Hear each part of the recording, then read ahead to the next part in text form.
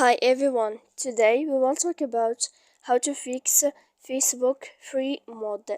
To know how to fix or how to solve Facebook free mode, you should just go to settings like this. We will click.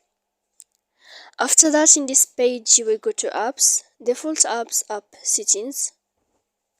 When you will see this list, you will go down to find the application of Facebook and you will enter. Then in this page you will go to click force stop. After that you will enter to storage, and here in this page you will click clear cache. Then you will go to click clear data, and after all that you can turn off your phone so that you can know how to fix Facebook free mode. So please don't forget to support us by like and subscribe. See you next time in another video, and thank you for watching.